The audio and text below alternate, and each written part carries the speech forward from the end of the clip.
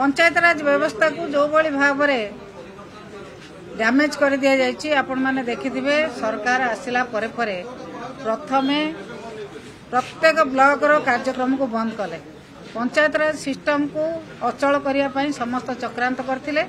एबे अचल करचंती एक एडवाइजर करके से अचल करचंती, ऑर्डर देचंती जे आमे कौनसी क्षमता रखिबुनु चेयरमैन मानकर, सरपंच मानकर, जिला परिषद चेयरमैन मानकर, जिला परिषद मेंबर मानकर।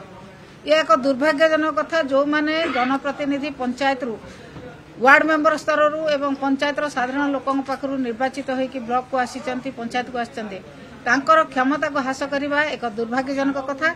आमर दाबी होउची ये ऑर्डर जो सरकार करिचंती से ऑर्डर को बातिल करंतु एवं जो भली भाव रे चेयरमैन, वाइस चेयरमैन, जिला परिषद एवं सरपंच मानकर क्षमता थिला तांको पुनः से क्षमता प्रदान करा जाऊ। नचेत लोकप्रतिनिधि मानकर त्रिस्तरीय लोकप्रतिनिधि मानकर कौनसी क्षमता रहिबो नै एवं साधारण लोकंकर काम करिवार किछि सुजोग रहिबो नै, तांकर आंतरिकता रहिबो नै साधारण लोकंकर काम करिया पय। तेणु सरकार को अनुरोध जेते शीघ्र परचंती जो ऑर्डर करिचंती समस्त क्षमता को ह्रास करी केवल बीडीओ पाखे क्षमता थोड़ करचंती से क्षमता को विकेंद्रीकरण करा जाऊ। जो भली भाव में आगु विकेंद्रीकरण होइकि थिला सेही भली भाव में विकेंद्रीकरण करी समस्त क्षमता तांको दिया जाऊ।